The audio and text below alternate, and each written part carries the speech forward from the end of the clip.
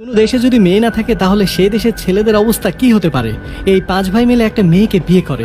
বিয়ে করার পর তারা সিদ্ধান্ত নেয় সপ্তাহের 7 দিনের মধ্যে 5টা দিন তারা এক এক করে তাদের বউয়ের সঙ্গে থাকবে। কিন্তু সমস্যা তখন হয় যখন মেয়েটি প্রেগনেন্ট হয়ে যায়। 5 ভাইদের মধ্যে বাচ্চাটি কার, শেষ পর্যন্ত কি হয় জানতে আমাদের সঙ্গেই থাকুন। সিনেমা শুরুতে দেখি একটা গ্রামে একজন মহিলা বাচ্চার জন্ম দিয়েছে, আর ঘরের বাইরে তার স্বামী এবং কিছু লোক অপেক্ষা করছিল। তার স্বামীকে অনেক চিন্তিত দেখাচ্ছিল। একটু পর বাচ্চার জন্ম হয়, তখন সবাই অনেক খুশি হয়, সবাই অনেক আনন্দ করছিল। কিন্তু তখনই এক বুড়ি এসে মেয়েটির স্বামীকে বলে, তোমার মেয়ে বাচ্চা হয়েছে। এটা শুনে সেখানে যে খুশি ছিল মুহূর্তের মধ্যে তা উধাও হয়ে যায়, আর গ্রামের সবাই স্তব্ধ হয়ে যায়। এরপর অনেক বছর পরের দৃশ্য দেখানো হয়, যেখানে আমরা দেখি একটা ছেলে মেয়েদের কাপড় পরে আছে। এরপর সেজেগুজে মঞ্চে উঠে নাচ করছে, আর অনেক পুরুষ মানুষ অনেক টাকা দিয়ে টিকিট কেটে সেই শো দেখতে এসেছে। সেখানকার সব পুরুষই মেয়েটিকে দেখে অনেক এনজয় করছিল। আর তখন আমরা এটা জানতে পারি সেই গ্রামে কোনো মেয়ে মানুষই নেই। সেই গ্রামে একটা পরিবারকে দেখে, আর সেই পরিবারের প্রধানের নাম হচ্ছে রামচরণ। তার 5 জন ছেলে আছে। সেই বাড়িতে কোনো মেয়ে না থাকায় সেই বাড়িতে একটা ছেলেকে কাজের জন্য রাখা হয়েছে, যার নাম হচ্ছে রাঘু। তার বড় ছেলের নাম হচ্ছে রাকেশ, আর তার বয়সও অনেক হয়েছিল, কিন্তু এখন পর্যন্ত তার বিয়ে হয়নি। একদিন তাদের পরিবারের সবাই খাবার খাচ্ছিল, তখন রাকেশ তার বাবাকে বলে, আমি বিয়ে কখন করব? তখন তার বাবা বলে, আমি অনেক চেষ্টা করছি, কিন্তু এখন পর্যন্ত কোনো মেয়ে খুঁজে পাচ্ছি না। এটা শুনে তারা 4 ভাই অনেক রাগ করে সেখান থেকে চলে যায়। তাদের মধ্যে যে ছোট ভাই ছিল তার নাম ছিল সুরাজ। সে অনেক ভালো ছেলে ছিল এবং সে কলেজে পড়াশোনা করত। এর পরের দিন রামচরণ তার বাড়িতে পণ্ডিত নিয়ে আসে। তার বড় ছেলে রাকেশের জন্য একটা মেয়ে খুঁজতে বলে। এটাও বলে 14 বা 15 বছরের মেয়ে হলেও চলবে। তখন পণ্ডিত বলে, আমি আশেপাশে সব গ্রাম ঘুরে দেখেছি, কোথাও কোনো মেয়ে নেই, আর কখনো যদি খুঁজে পাই তাহলে আপনাকে অবশ্যই বলবো। পরের দৃশ্যে আমরা দেখি সব পুরুষরা একটা টিকিট কেটে একটা ঘরে গিয়েছে, যেখানে থিয়েটারে 18+ ভিডিও দেখানো হচ্ছে, আর সেই ভিডিওগুলো দেখে সবাই অনেক এনজয় করছে। ওই থিয়েটারে অনেক বয়স্ক লোকও ছিল, যারা তাদের জীবনে কখনো মেয়েদের চোখে দেখেনি। একজন বয়স্ক লোকের চোখ দিয়ে পানি বের হচ্ছিল, কারণ এত বছর হওয়ার পরও তার বিয়ে হয়নি। মেয়েদের স্পর্শ করা ছাড়াই তাকে পৃথিবী থেকে বিদায় নিতে হবে, এটা ভেবে সে কান্না করতে থাকে। পরের দিন যখন রাকেশ স্কুলে আসে, তখন তার বন্ধু, যার নাম পাপ্পু, সে রাকেশের সঙ্গে দেখা করার জন্য স্কুলে আসে। আসলে রাকেশ স্কুলের শিক্ষক ছিল। এরপর পাপ্পু অনেক খুশি হয়ে বলে, আরে বন্ধু, আমি তো বিয়ে করতে চলেছি। তখন রাকেশের মন খারাপ হয়ে যায়। তখন পাপ্পু বলে, আমার বাবা অনেক খোঁজাখুঁজির পর একটা মেয়ে খুঁজে পেয়েছে, আর আমার বিয়েতে তোমাদের অবশ্যই আসতে হবে। এটা শুনে রাকেশের অনেক রাগ হয়। তখন একটা ছাত্রকে ডেকে কোনো কারণ ছাড়াই তাকে মারতে থাকে। এরপর দেখি পণ্ডিত রাকেশের বাড়িতে এসেছে। তখনই রাকেশ বাড়িতে আসে এবং বলে, পাপ্পু বিয়ের জন্য মেয়ে খুঁজে পেয়েছে, আর আমি তো চিরকুমারী থেকে যাব। এটা শুনে পণ্ডিত তো অবাক হয়ে যায়, কারণ সে বুঝতে পারে না পাপ্পু কোথায় মেয়ে খুঁজে পেল। তখন পণ্ডিত দ্রুত সেখান থেকে চলে যায়। এরপর পণ্ডিত পাপ্পুর বাবার কাছে যায়, আর সে মেয়ে কোথায় থেকে খুঁজে পেল সেটা জানতে চায়। পাপ্পুর বাবা তাকে বলে পাশের গ্রামে একটা মেয়ে ছিল। এরপর সেই পণ্ডিতকে বিয়ে করানোর জন্য আসতে বলে, এবং ফাইনালি সেই বিয়ের দিন চলে আসে। বিয়ের দিন খুশিতে পাপ্পু নিজেই নাচতে থাকে। এরপর সেই মেয়ে যার সাথে বিয়ে হবে সে ওই গ্রামে আসে, আর গ্রামের সব পুরুষদের নজর সেই মেয়ের উপরে গিয়ে পড়ে। গ্রামের সবাই শুধু তাকে এক নজর দেখতে এসেছিল, কারণ এই মানুষগুলো অনেক বছর ধরে কোনো মেয়েকে দেখেনি এবং তাদের গ্রামে কখনো বিয়েও হয়নি। আর কিছু সময় পর পণ্ডিত বরকনেকে মণ্ডপে নিয়ে আসতে বলে। এরপর পণ্ডিত মন্ত্র পড়তে থাকে। ঠিক তখনই মেয়ের বাবা বিয়েটা থামিয়ে দেয়, আর পাপ্পুর বাবাকে একটা নীরব জায়গায় নিয়ে আসে, আর সেখানে পাপ্পুর বাবার কাছে বিয়ের জন্য টাকা ডিমান্ড করে। তখন পাপ্পুর বাবা মেয়ের বাবাকে 5 লক্ষ টাকা দেয় এবং কিছু সোনা দেয়। এরপর মেয়ের বাবা বিয়ের জন্য রাজি হয়ে যায়। তখনই মণ্ডপে দেখি একটা ছেলে, যার নাম ছিল মাধব, সে পণ্ডিতকে কানে কানে কিছু একটা বলছে। আর তখনই পণ্ডিত বর এবং কনেকে বিয়ে দেওয়ার জন্য দাঁড় করায়। আর একটা সময় আচমকাই পণ্ডিত কনের পায়জামা খুলে ফেলে, আর তখনই সবাই জানতে পারে সেটা কোনো মেয়ে না, সেটা একটা ছেলে ছিল।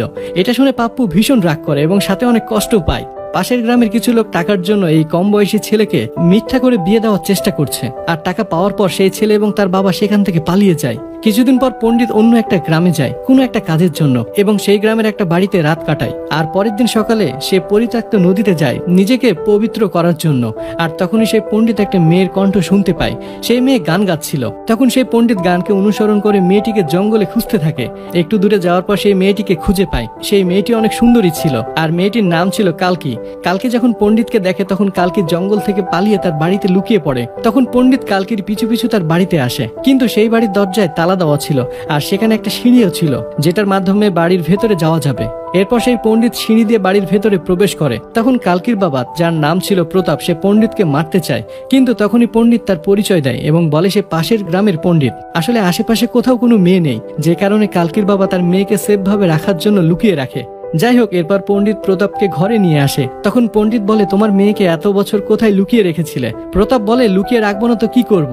আমার ঘরে যে মেয়ে আছে সেটা যদি গ্রামের কেউ জেনে যায় তাহলে তো কেউ তাকে বাঁচতেই দিবে না, সব পুরুষরা তার উপরে হামলা করে তাকে ছিঁড়ে খাবে। তখন পণ্ডিত প্রতাপের সঙ্গে কালকির বিয়ের ব্যাপারে কথা বলে। সে বলে, আমি তোমাকে 1 লক্ষ টাকা দিব, তুমি তোমার মেয়েকে ওই খানদান পরিবারে বিয়ে দিয়ে দাও। মানে রাকেশের পরিবারের কথা সে বলছিল। তখন প্রতাপ টাকার কথা শুনে মেয়েকে বিয়ে দেওয়ার জন্য রাজি হয়ে যায়। এটা শুনে পণ্ডিত সাথে সাথে সেই গ্রামে চলে আসে। এরপর রামচরণের বাড়িতে যায় আর রামচরণকে বলে, তোমার ছেলের বিয়ের জন্য এখনই তৈরি হও, তোমার ছেলের জন্য শতভাগ ভালো একটা মেয়ে খুঁজে পেয়েছি। কিন্তু রাকেশ তখন বাড়িতে ছিল না, তাই রামচরণ তার ছোট ছেলেকে সুরেশকে সাথে করে রাকেশের একটা ছবি নিয়ে মেয়েটিকে দেখার জন্য বেরিয়ে পড়ে। এরপর রামচরণ, সুরেশ এবং পণ্ডিত মেয়ের বাপের বাড়িতে যায় মেয়েটিকে দেখার জন্য। আর ওখানে যাওয়ার পর রাকেশের ছবি প্রতাপকে দেখায়। তখন প্রতাপ সেই ছবি দেখে মেয়েটিকে বিয়ে দেওয়ার জন্য রাজি হয় না আর বলে, আমি আমার মেয়েকে আপনার বড় ছেলের সাথে বিয়ে দেব না, আমি আমার মেয়েকে আপনার ছোট ছেলে সুরেশের সঙ্গে বিয়ে দিব। এটা শুনে তারা সবাই বাড়িতে ফিরে আসছিল আর রাস্তায় রামচরণ সিদ্ধান্ত পরিবর্তন করে ফেলে, ওই মেয়েটা রাকেশের জন্য সঠিক না, তাকে সুরেশের সঙ্গে ভালো মানাবে। আর সব ছেলেদের মধ্যে সুরেশই আমার কথা শুনে। কিন্তু রামচরণ এটা ভাবছিল যে তার বাকি ছেলেদের কি হবে। এরপর তারা সবাই প্রতাপের বাড়িতে আসে আর ওখানে গিয়ে রামচরণ প্রতাপকে 5 লক্ষ টাকা দেয় এবং 5 ভরি সোনা দিতে রাজি হয়। কিন্তু মেয়েটির বাবার সঙ্গে কথা ছিল 1 লক্ষ টাকার। যাই হোক, এত টাকা দেওয়ার কারণ আমরা পরবর্তীতে জানতে পারবো। এরপর বিয়ের দিন আসে আর আমরা জানতে পারি রামচরণ প্রতাপকে 5 লক্ষ টাকা এবং 5 ভরি সোনা দিয়েছে তার 5 জন ছেলের সাথে বিয়ে দেওয়ার জন্য। এরপর তারা 5 ভাই 7 পাক ঘুরে সিঁথিতে সিঁদুর দিয়ে মেয়েটিকে বিয়ে করে নেয়। তাদের তো বিয়ে হয়ে যায়, কিন্তু সমস্যা এটা যে তাদের 5 জনের মধ্যে কালকির সাথে প্রথম রাত কে কাটাবে।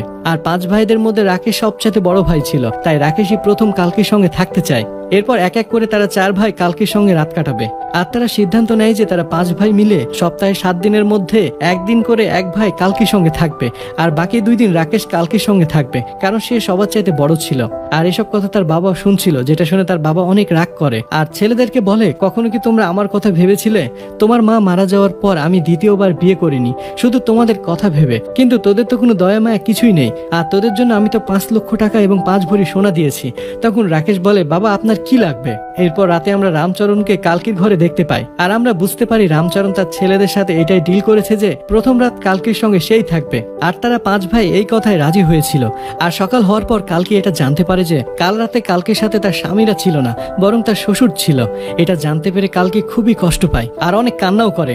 আর বিয়ের পরের দিনই কালকিকে তার বাড়িতে কাজ করতে হয়, কিন্তু কালকির শরীর খুবই খারাপ ছিল। আর দ্বিতীয় দিন রাকেশ কালকির ঘরে আসে আর কালকির সাথে কোনো কথা না বলে তার সাথে সম্পর্কে লিপ্ত হয়। পরের দিন কালকি কাজ করার সময় সেখানে ছোট ভাই সুরাজ আসে এবং কালকিকে সে সাহায্য করে। আর রাত হলে প্রতি রাতে এক ভাই কালকির কাছে যায় এবং কালকির সাথে কোনো কথা না বলে তার সাথে সম্পর্কে লিপ্ত হয়। কিন্তু এদিকে সুরেশ কালকিকে সবসময় সাহায্য করে, প্রতিটি কাজে কালকির সাথে থাকে। আর যেদিন সুরেশের রাত আসে কালকির সাথে থাকার, সেদিন সুরেশ কালকির কাছে যায়, কিন্তু কালকির শরীর খুবই খারাপ ছিল, এই জন্য কালকির সাথে কিছু না করে তার পাশেই থাকে সে। আর একটা নতুন বউয়ের সাথে যেভাবে কথা বলা দরকার সেভাবে কথা বলে। আর দেখতে দেখতে কালকি ও সুরেশের মধ্যে একটা ভালো সম্পর্ক তৈরি হয়ে যায়। একজন আরেকজনকে অনেক ভালোবেসে ফেলে, তাদের দুইজনকে অনেক ভালো মানিয়েছিল। এদিকে বাকি 4 ভাই এসে পশুদের মতো কালকিকে ভোগ করতে থাকে। আর যখন তার বাবা আসে তখন কালকি তার সঙ্গে সম্পর্ক করতে দেয় না। এরপর তার বাবা রাগ করে ঘর থেকে বের হয়ে যায়। আর অন্যদিকে কালকি এবং সুরাজের মধ্যে সম্পর্ক আরো ভালো হতে থাকে। তারা দুইজন অনেক গল্প করে এবং একসাথে বাড়ির সব কাজ করে, একজন আরেকজনের অনুভূতি বোঝার চেষ্টা করে। এইভাবে তাদের ভালোবাসা আরো গভীর হতে থাকে। আর তারা দুইজন সবসময় একসাথে থাকে, যেটা দেখে রামচরণ এবং তার অন্য ছেলেদের হিংসা হয়। এজন্য তাদের ভাইদের মধ্যে একটা দূরত্ব তৈরি হয়, সবাই সবাইকে শত্রু ভাবতে থাকে। কিন্তু কালকি সবসময় সুরাজের পাশেই থাকে আর তাকে ভালোবেসে আগলে রাখে। কিন্তু এইভাবে কতদিন আগলে রাখবে? একদিন সুরাজ কালকির জন্য শাড়ি নিয়ে বাড়িতে ফিরছিল, তখন সুরাজের ভাইরা সুরাজকে সেখানে মেরে ফেলে। তারপরের দিন সুরাজের লাশ একটা নদীতে পাওয়া যায়।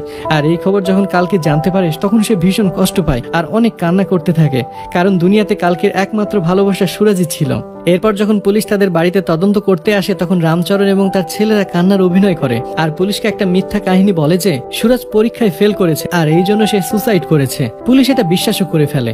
আর সুরাজ মারা যাওয়ার পর রামচরণের বাকি ছেলেগুলো কালকিকে যেভাবে ইচ্ছা সেইভাবে ব্যবহার করতে থাকে, যখন মন চায় তার সঙ্গে মেলামেশা করতে থাকে। আর একদিন কালকি তার বাবার কাছে রাঘুর মাধ্যমে একটা চিঠি পাঠায়। পরের দিন প্রতাপ রামচরণের বাড়ি আসে আর আমরা দেখতে পাই প্রতাপের হাতে একটা মোবাইল ফোন। এরপর রামচরণ প্রতাপকে 1 লক্ষ টাকা দেয় এবং প্রতাপ এখন শহরের দিকে ব্যবসা করে। এরপর প্রতাপ তার মেয়ের কাছে আসে আর এখানে পৃথিবীর সবচেয়ে জঘন্য একটা জিনিস আমরা জানতে পারি যে প্রতাপ রামচরণের কাছ থেকে যে 1 লক্ষ টাকা নিল সেটা শুধুমাত্র তার মেয়ের সাথে মেলামেশা করার জন্য। মানে রামচরণ এতদিন তার মেয়ের সাথে বিনা পয়সায় শুয়েছিল, এই জন্য তার কাছ থেকে কিছুক্ষণ আগে 1 লক্ষ টাকা নিয়েছে। যাই হোক, এরপর যখন কালকির বাবা ফিরে যাচ্ছিল তখন কালকি তার বাবার পায়ে সালাম করে। তারপর কালকির কাছে রাকেশ এবং তার ভাইয়েরা আসে। তারা কালকির গায়ে হাত তোলে, কারণ কালকি চুরি করে তার বাবার সঙ্গে যোগাযোগ করেছে আর এই জন্য তার বাবাকে 1 লক্ষ টাকা দিতে হয়েছে। এরপর দেখি কালকি মন খারাপ করে অনেক কান্না করছে আর রাঘুকে বলছে, দয়া করে তুমি আমাকে এখান থেকে অন্য কোথাও নিয়ে যাও। পরের দিন সকালে রাঘু কালকিকে নিয়ে গ্রাম থেকে পালানোর জন্য বেরিয়ে পড়ে, কিন্তু কিছু দূর যাওয়ার পর রাকেশ এবং তার ভাইয়েরা তাদের দুজনকে ধরে ফেলে এবং রাঘুকে সেখানে মেরে ফেলে।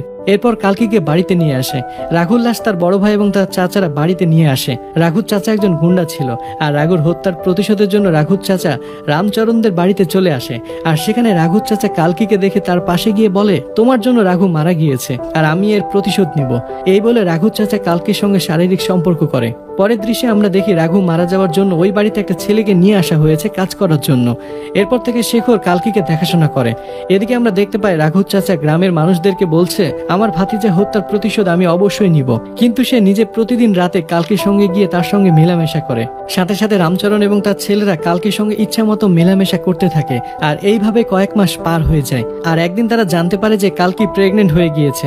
তখন রামচরণ পণ্ডিতকে আবারও তার বাড়িতে নিয়ে আসে আর এখানে সবাই এটা জানতে চায় যে কালকির পেটে যে বাচ্চা সেটা কার। তখন রাকেশ বলে, অবশ্যই আমার হবে। তখন রামচরণ বলে, আরে পাগল, প্রথম রাত তো কালকির সাথে আমি ছিলাম, নিশ্চয়ই তাহলে এটা আমার বাচ্চা। তখন কালকিকে ঘরে নিয়ে আসা হয় আর কালকির খুব ভালোভাবে দেখাশোনা করা হয়। এরপরে আমরা দেখি কালকি যে প্রেগনেন্ট এটা রাঘুর চাচা জানতে পারে। তখন রাঘুর চাচা গ্রামের সবাইকে এটা বলে যে কালকির বাচ্চার বাবা সে নিজেই। এরপর রাঘুর চাচা কিছু লোকদের নিয়ে রামচরণদের বাড়িতে আসে। রামচরণ সেই লোকদের উপরে বন্দুক চালায়। তখন সেই লোকগুলো সেখান থেকে পালিয়ে যায়, কিন্তু তার 4 ভাই তার পিছু করে আর একটা সময় রাঘুর ভাইকে গুলি করে মেরে ফেলে। এরপর রাকেশ কিছু লোক নিয়ে রাঘুর চাচার বাড়িতে আসে আর রাঘুর চাচাকে বাইরে আসতে বলে। রাঘুর চাচা অনেক লোক নিয়ে বাইরে আসে আর তাদের মধ্যে লড়াই হয় আর একটা সময় রাঘুর চাচা রাকেশ এবং তার ভাইদেরকে মেরে ফেলে। পরের দৃশ্যে আমরা দেখি রামচরণ কালকিকে অপবিত্র মনে করছে, কারণ কালকি নিচু জাতের মানুষদের সঙ্গে মেলামেশা করেছে। তাই কালকিকে আগুন দিয়ে পোড়ানোর জন্য তার শরীরে পেট্রোল দেওয়া হয়। এটা শেখরও দেখছিল, কিন্তু এটা তার সহ্য হচ্ছিল না। তখন সে একটা চাকু দিয়ে রামচরণকে হত্যা করে ফেলে। এরপর সেখান থেকে পালিয়ে যায়। এদিকে দেখি গ্রামের একদল মানুষ অন্য দলের উপরে হামলা করছে আর কিছুদিনের মধ্যে সেই গ্রাম শ্মশানে পরিণত হয়। কিছু লোক পণ্ডিতকে মেরে ফেলে। কিছুদিন পর শেখর যখন কালকির কাছে আসে তখন দেখে কালকি একটা বাচ্চার জন্ম দিয়েছে। তখন শেখর কালকিকে বলে, এটা মেয়ে বাচ্চা। আর এখানে এই সিনেমাটি শেষ হয়ে যায়।